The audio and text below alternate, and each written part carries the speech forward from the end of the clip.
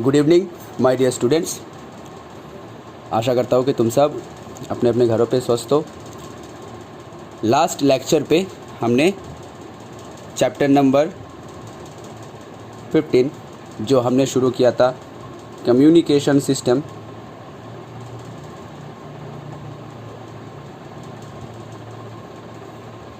उस चैप्टर का हमने प्रोपागेशन ऑफ इलेक्ट्रोमैग्नेटिक वेव का जो वेरियस मोड्स है, यानी स्काई वेव प्रोपागेशन यानी स्काई वेव प्रोपागेशन, नंबर 2 जो है हमारा स्पेस वेव प्रोपागेशन, उसके बाद ग्राउंड वेव प्रोपागेशन, और उसके बाद हमने सैटेलाइट कम्युनिकेशन भी देखा था। फिर उसके बाद हमने देखा था relationship between height of the antenna, relationship between height of antenna and maximum coverage distance. यहाँ तक हमने किया था, यहाँ तक हमने कंप्लीट कर लिया था। ठीक है, आज का टॉपिक हम करेंगे, शुरू करेंगे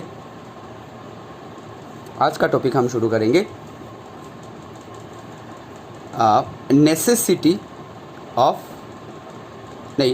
नहीं, ये हम बाद में शुरू करेंगे। Basic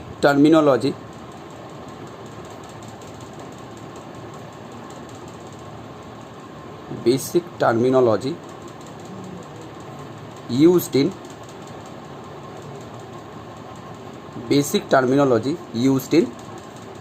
sky wave propagation. जो स्काई वेव प्रोपागेशन है उसका जो बेसिक का जो कुछ टर्मिनोलॉजी हम यूज़ करते हैं, उन्हीं सब टर्मिनोलॉजी के बारे में हम आज जानेंगे, हम आज पढ़ेंगे। ठीक है, तो फर्स्ट वन बेसिक टर्मिनोलॉजी पे फर्स्ट वन हम यूज़ करेंगे क्रिटिकल फ्रीक्वेंसी।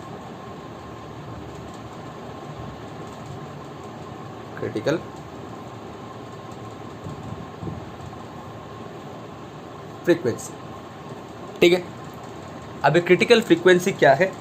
क्रिटिकल फ्रीक्वेंसी के बारे में हम पढ़ने से पहले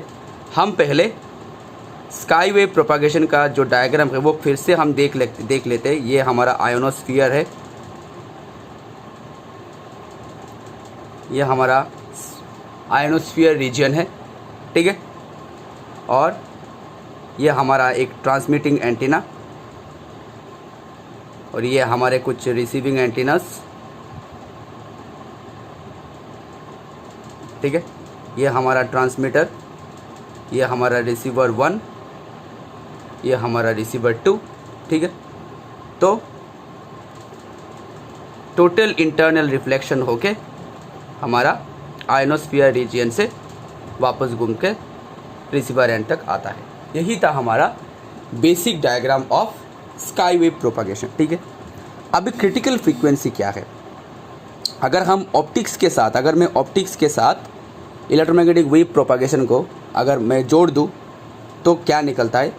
क्रिटिकल ऑप्टिक्स में जब टोटल इंटरनल रिफ्लेक्शन तभी होता है जब reflected ray when the light travels from rarer to denser medium. में ऑप्टिक्स के बारे में थोड़ा सा डिस्कशन कर रहा हूँ। When the light travels from rarer to denser medium, अगर कोई रेयरर से अगर कोई डेंसर मीडियम तक जाए तो light bends away from the normal, normal के एवे से दूर चला जाता है, मतलब नॉर्मल से थोड़ा दूर चला जाता है। ठीक है, जब भी कोई लाइट रेयरर से, सॉरी मैंने उल्टा बोल दिया, डेंसर से रेयरर मीडियम तक जाए, जब भी कोई लाइट डेंसर से रेयरर मीडियम तक आए तो bends away from the normal से दूर भागता है। अभी देखो यहाँ से इलेक्ट्रोमैग्नेटिक वेव, पहले तो ये रेयरर मीडियम है क्योंकि यहाँ पे एयर है, और ये एटमॉस्फेयर के आयोनोस्फीयर रीजन है, यानी ये बहुत ही डेंस मीडियम है। ये एटमॉस्फेयर के आयोनोस्फीयर रीजन है, ठीक है। अब लाइट ट्रेवल कर रही है, लाइट नहीं सॉरी, इलेक्ट्रोमैग्नेटिक वेव ट्रेवल कर रही है रेयरर मीडियम से लेकर डेंसर मीडियम तक।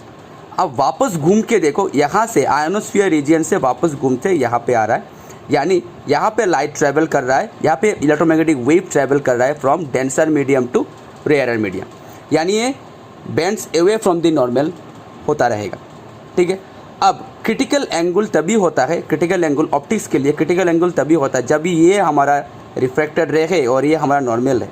तो रिफ्रैक्टेड रे और नॉर्मल रे में बीच का एंगल अगर 90 डिग्री हो, इसी को हम बोलते हैं क्रिटिकल एंगल। और अगर लाइट क्रिटिकल एंगल को अगर क्रॉस कर डाले, यानी सपोज 91 डिग्री हो गया, यानी क्रिटिकल एंगल को क्रॉस कर गया, तब वो फर्दर रिफ्रैक्ट नहीं होता है, रिफ्लेक्ट होके वापस घूम के चला आता है। इसी फेनोमेनन को हम टोटल इंटरनल रिफ्लेक्शन बोलते हैं। तो यहाँ पर भी सेम फेनोमेनन हो रहा है, टोटल इंटरनल रिफ्लेक्शन होके इलेक्ट्रोमैग्नेटिक वेव जो है वो वापस घूम के आ रहा है, ठीक है। तो ऑप्टिक्स में होता है क्रिटिकल एंगल और यहाँ पे होता है क्रिटिकल फ्रीक्वेंसी, यानी यही अगर पर्टिकुलर फ्रीक्वेंसी, यानी इट इज़ द, ये कोई किताबी डेफिनेशन नहीं है, it is the maximum frequency, it is the maximum frequency of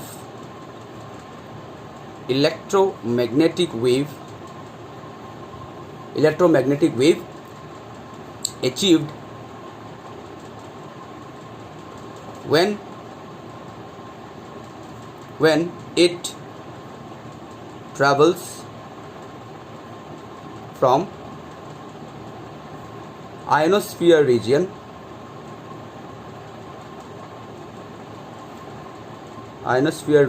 to receiver in skywave propagation, ठीक है, इन स्काईवेव प्रोपगेशन, इन स्काईवेव प्रोपगेशन। तो क्रिटिकल फ्रीक्वेंसी को हम FC से डिनोट करते हैं, critical frequency is denoted by FC, ठीक है। नंबर 2 टर्मिनोलॉजी हम यूज़ करेंगे maximum usable frequency.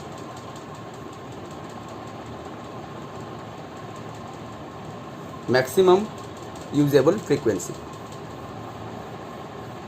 Maximum usable frequency, short form MUF, maximum usable frequency.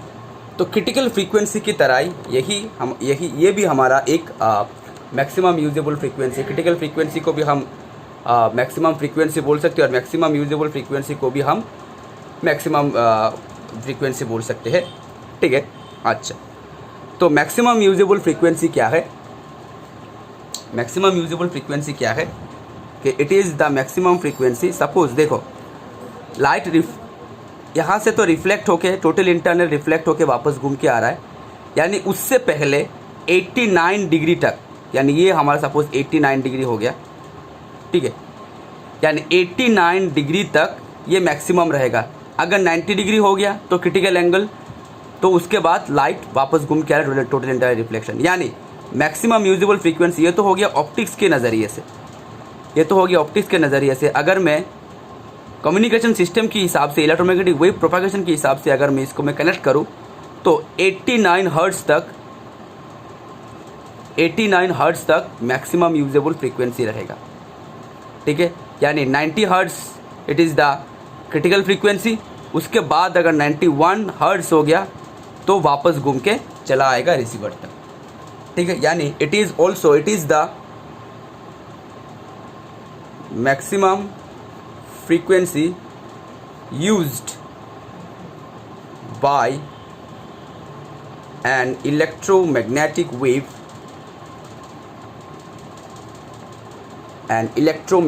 wave travels from air to ionosphere region,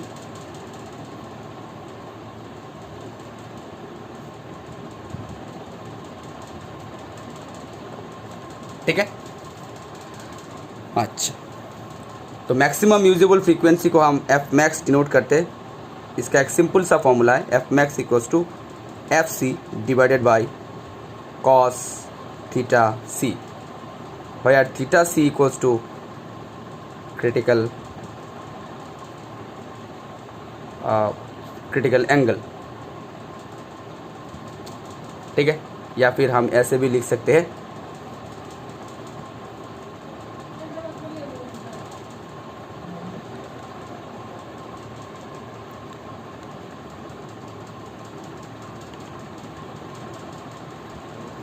ठीक है, तो f C divided by 1 by cos theta c, f C divided by cos theta c, यानी इसको हम ऐसे भी लिख सकते हैं एफ सी सेक थीटा सी, और theta C is the critical angle. Okay, अच्छा, नेक्स्ट जो हम टर्मिनोलॉजी यूज करेंगे, नेक्स्ट हम टर्मिनोलॉजी यूज करेंगे जिसका नाम है स्किप डिस्टेंस।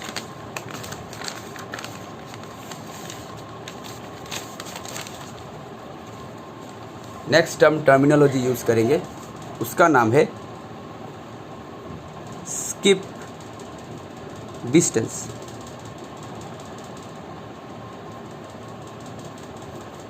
ठीक है, तो स्किप डिस्टेंस वही है, it is the minimum distance, it is the minimum distance between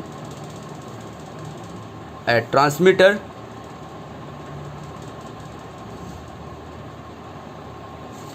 and a receiver। ठीक है, एक ट्रांसमीटर और रिसीवर के बीच का जो मिनिमम डिस्टेंस है, एक ट्रांसमीटर और रिसीवर के बीच का जो मिनिमम डिस्टेंस है उसी को हम बोलेंगे स्किप डिस्टेंस। ठीक है, यानी अगर पिछले वाले डायग्राम की तरफ अगर हम रुख करें तो ये डिस्टेंस हमारा सबसे मिनिमम डिस्टेंस है, Tx और Rx1 के बीच का डिस्टेंस है वो मिनिमम डिस्टेंस है, यानी इसी डिस्टेंस को हम स्किप डिस्टेंस बोलेंगे। ठीक है, तो अगर प्रीवियस डायग्राम की तरफ रुख करें तो Tx into Rx1, Tx Rx1 is the minimum distance is equals to skip distance. ठीक है, और स्किप डिस्टेंस का एक डायरेक्ट फॉर्मूला हम रट्टा मारेंगे, इसका कोई प्रूफ नहीं है। डी स्किप यानी skip distance is equals to square root f max divided by f c whole in square minus 1, where f max equals to maximum usable frequency और f c is the critical frequency. ठीक है, अच्छा, अभी जो term हम discussion करेंगे ये बहुत ही इम्पोर्टेंट टॉपिक है जिसका नाम है मॉड्यूलेशन। यही प्रोसेस है जहाँ से हम सिग्नल को बूस्ट अप कैसे करते हैं, इसी प्रोसेस के ज़रिए हम सिग्नल को दूर भेज सकते हैं मॉड्यूलेट करके। Modulation is the modification. ठीक है, अभी मॉड्यूलेशन है क्या, क्यों हम मॉड्यूलेट करना चाहिए सिग्नल को, एक सिग्नल को, वीक सिग्नल को हमको मॉड्यूलेशन क्यों करना पड़ता है, क्यों करना पड़ता है हमको मॉड्यूलेशन? Necessity of modulation.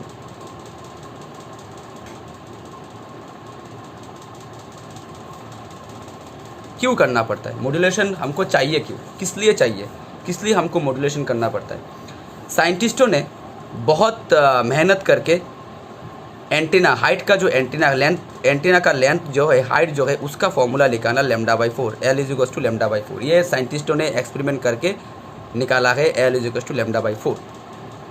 तो मान के चलते अगर कोई स्टेशन सपोज हमारा ऑल इंडिया रेडियो, ठीक है, ये एक फ्रीक्वेंसी बैंड सेंड कर रहा है, सपोज 15 किलो हर्ट्ज़ वाला। 15 किलोहर्ट्ज़ वाला एक फ्रीक्वेंसी एक सिग्नल सेंड कर रहा है, एक फ्रीक्वेंसी सिग्नल सेंड कर रहा है 15 किलोहर्ट्ज़ वाला, ठीक है। तो अगर 15 किलोहर्ट्ज़ का एक फ्रीक्वेंसी सेंड कर रहा है, अगर ये हो गया हमारा फ्रीक्वेंसी, तो यहाँ से हम लैम्डा का वैल्यू कैलकुलेशन करते हैं, लैम्डा इक्वल्स टू c/f। तो यहाँ से अगर हम लैम्डा का वैल्यू कैलकुलेट करें तो यहाँ से वैल्यू हो जाएगा हमारा 2 × 10⁴ समथिंग, इतना मीटर, ठीक है। अब इस फॉर्मूला से अगर हम L का वैल्यू निकालें, यानी हाइट ऑफ द एंटीना का वैल्यू अगर हम निकालें, तो लैम्डा का वैल्यू 2 × 10⁴ डिवाइडेड बाई 4, यानी हो गया हमारा 5 × 10⁻³ यानी हो गया हमारा 5000 मीटर। तो 5000 मीटर हाइट वाला एक एंटीना बनाना हमारे लिए बहुत ही इम्पॉसिबल वाली बात है। ये 5000 यानी 5 किलोमीटर वाला एक एंटीना बनाना ये बहुत ही इम्पॉसिबल वाली बात है। इसीलिए सिग्नल को हमको बूस्ट करना पड़ता है, मॉड्यूलेट करना होता है, ठीक है। एक 5000 मीटर वाला एक टावर बनाना बहुत ही इम्पॉसिबल बात है, ये हम इमेजिन भी नहीं कर सकते। 5 किलोमीटर लंबा वाला एक टावर बनाना बहुत ही इम्पॉसिबल बात है। इसीलिए हमको सिग्नल मॉड्यूलेट करना होता है, बूस्ट अप करना पड़ता है। अब अगर हमने मॉड्यूलेट कर दिया और मॉड्यूलेट करने के बाद हमने सिग्नल की फ्रीक्वेंसी बढ़ा दी, तो मान के चलते उसी ऑल इंडिया रेडियो ने एक सिग्नल भेजा सपोज़ 1 मेगाहर्ट्ज़ का। अब मेगा तो हमारा बहुत ही बड़ा फ्रीक्वेंसी है। अब अगर यहाँ से अगर हम लैम्डा का वैल्यू निकालें, lambda is equals to c/f, तो ये होता है करीब 3 × 10⁻² आएगा, इतना मीटर। और अगर L निकाले तो लैम्डा बाई 4 यानी हो जाएगा हमारा 0.75 × 10⁻², यानी हो जाएगा 75 मीटर। ये बहुत ही रीज़नेबल हाइट है, ये बहुत ही रीज़नेबल हाइट है। ये हाइट वाला टावर हम बना सकते, अचीव कर सकते, ठीक है। यहाँ से हमने क्या किया, फ्रीक्वेंसी को बूस्टअप कर दिया। मॉड्यूलेट करने के बाद हमने फ्रीक्वेंसी को बढ़ा दिया, जिसकी वजह से हमको यानी फ्रीक्वेंसी को मॉड्यूलेशन के ज़रिए फ्रीक्वेंसी को हमने बढ़ा दिया, तो height of the antenna, length of the antenna हमको घट गया, ठीक है। तो एक एडवांटेज इसीलिए हमको करना पड़ता है कि decreasing the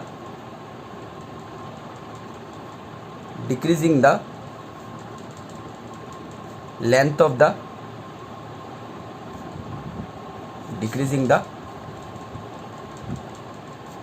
of the antenna, ठीक है। दूसरा, increasing the power of antenna, increasing the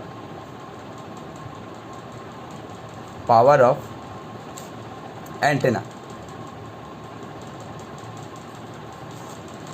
increasing the power of. साइंटिस्टों ने एक्सपेरिमेंट करके निकाला P directly proportional to L/λ²। तो पावर ऑफ द एंटीना बढ़ाने के लिए हमको मॉड्यूलेशन करना बहुत ज़रूरी है, ठीक है। तो ये तो हो गया क्यों हम मॉड्यूलेशन करना चाहते हैं। अभी हम आएंगे प्रोसेस की तरफ, जिसका नाम है मॉड्यूलेशन।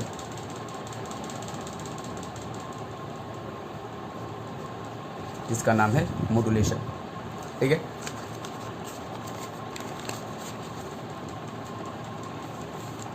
अच्छा, तो मॉड्यूलेशन इज द, अगर बेसिक डेफिनेशन लिखे, किताबी डेफिनेशन लगी, mixing up of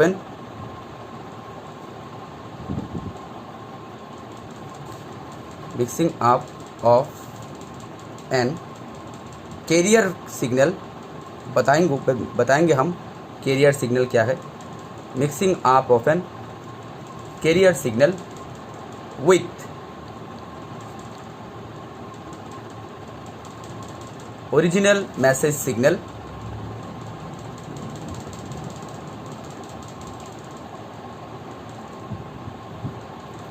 is called modulation.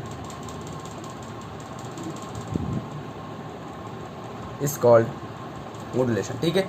Mixing up of an carrier signal with original message signal is called modulation, ठीक है। अभी कैरियर सिग्नल क्या है? कैरियर सिग्नल एक ऐसा सिग्नल है, देखो ओरिजिनल जो मैसेज सिग्नल है, इसको किसी किताब में ओरिजिनल मैसेज सिग्नल को किसी किताब में ऐसे भी लिखा रहेगा बेस बैंड सिग्नल,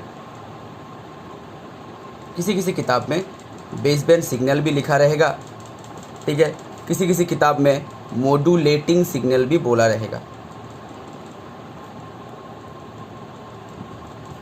ठीक है, तो कंफ्यूज मत होना तुम सब, बात हमारा एक ही घूम फिर के है। ठीक है, किसी किसी किताब में बेसबैंड लिखा रहेगा, किसी किसी किताब में मॉड्यूलेटिंग सिग्नल लिखा रहेगा, ओरिजिनल मैसेज सिग्नल भी लिखा रहेगा, तो बात हमारा घूम फिर के एक ही है। तो mixing up of an carrier signal, अभी कैरियर सिग्नल क्या है मैं बता रहा हूँ, मॉड्यूलेशन प्रोसेस क्या है, तो बूस्ट अप। ठीक है, और तो ओरिजिनल मैसेज सिग्नल हमारा ये रहेगा। तो ये तो बहुत ही वीक सिग्नल है। ठीक है, अब इसको बूस्टअप करने के लिए इसके एम्पलीट्यूड से बढ़कर, इसके एम्पलीट्यूड से भी ज़्यादा बढ़कर पावरफुल वाला एक वेव, जिसको हम बोलेंगे कैरियर वेव, इसके साथ मिक्स करते हैं। वह कैरियर सिग्नल और कैरियर वेव इसके साथ हम मिक्स करते हैं। यही जो प्रोसेस है mixing up of an carrier signal, जो प्रोसेस है इसी को हम बोलेंगे मॉड्यूलेशन प्रोसेस। ठीक है, अब मॉड्यूलेशन 3 टाइप्स है, 3 types of modulation.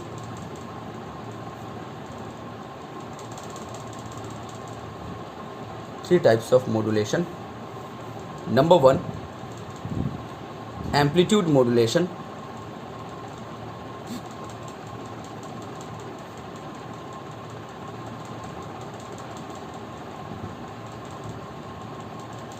Number 2 short form AM, number 2 frequency modulation,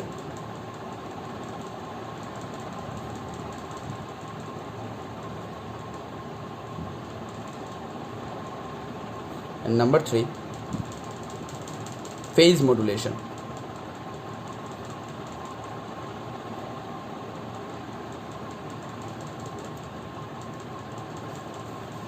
Short form frequency modulation FM, phase modulation PM.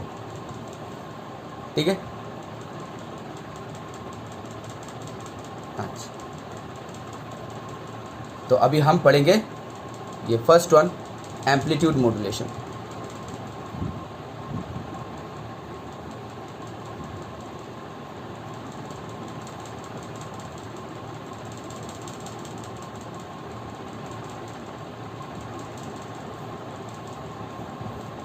ठीक है, अभी एम्पलीट्यूड मॉड्यूलेशन क्या है, variation of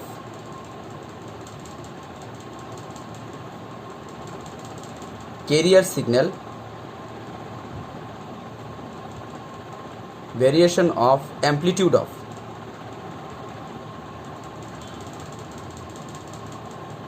carrier signal in accordance with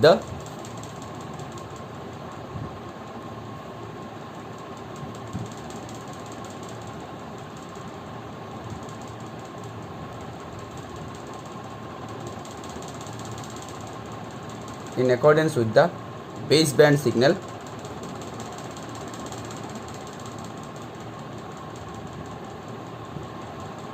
is called amplitude modulation. यानी यहाँ पे carrier signal का जो एम्पलीट्यूड है वो वेरी कर रहा है। यानी यहाँ पे कैरियर सिग्नल का जो एम्पलीट्यूड है वो वेरी कर रहा है, किसके accordance with the baseband signal. ठीक है, अगर इसका हम वेव डायग्राम देखें तो this is original baseband signal, this is original baseband signal. इसका suppose m of t modulating signal, m of t AM sine omega MT,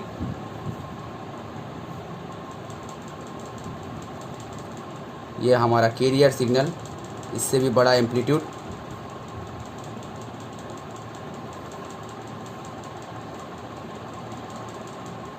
C of T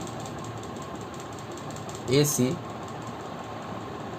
sign omega CT, और ये हमारा amplitude modulated wave.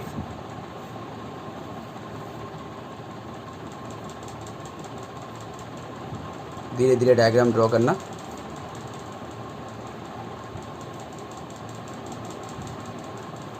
ठीक है, ये देखो career का amplitude very कर रहा है, कहीं ज़्यादा कहीं कम, ये यहाँ पे कम, यहाँ पे कम, यहाँ पे ज़्यादा, यहाँ पे थोड़ा ज़्यादा, यहाँ पे कम, यहाँ पे ज़्यादा बढ़ गया, यहाँ पे ज़्यादा बढ़ गया, यहाँ पे कम हो गया, यहाँ पे ज़्यादा बढ़ गया, यहाँ पे ज़्यादा बढ़ गया। यानी एम्पलीट्यूड का जो कैरियर का जो हमारा एम्पलीट्यूड है वो वेरी कर रहा है in accordance with the original base band signal. तो CM(t) या हमारा amplitude modulated wave AC plus AM sine omega m t, this is our amplitude modulated wave. ठीक है, अच्छा, तो हमने कंसिडर किया एक मॉड्यूलेटिंग सिग्नल कंसिडर किया m(t) is equals to AM sine omega m t, इसको हम इक्वेशन नंबर 1 दे देते हैं। C(t) यानी carrier signal AC sine omega c into T, this is our carrier signal. और हमारा एम्पलीट्यूड मॉड्यूलेटेड वेव, मॉड्यूलेशन के बाद amplitude modulated wave is given bye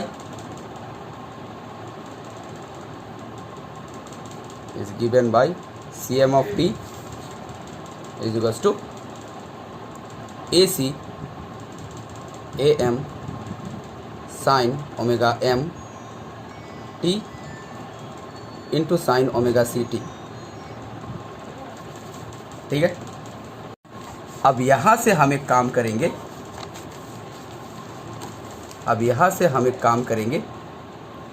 यहाँ से हम AC कॉमन ले लेते हैं। तो AC अगर हमने कॉमन ले लिया तो 1 plus AM/AC into sine omega MT into sine omega CT। AC हमने कॉमन ले लिया तो AC से कैंसिल चला जाएगा, AM साइन ओमेगा t फिर से वापस चला आएगा। ठीक है, अच्छा, तो उसके बाद हमने क्या किया, is equals to AC bracket 1 plus into mu sine omega MT into sine omega CT। यहाँ पे म्यू क्या है, mu is the AM/AC is the modulation index. ठीक है, तो स्टूडेंट्स आज हम यहाँ तक अपना लेक्चर को एंड करते हैं। अगले लेक्चर पे हम इसका फ्रीक्वेंसी स्पेक्ट्रम भी देखेंगे। तब तक के लिए stay safe, stay at home. Thank you.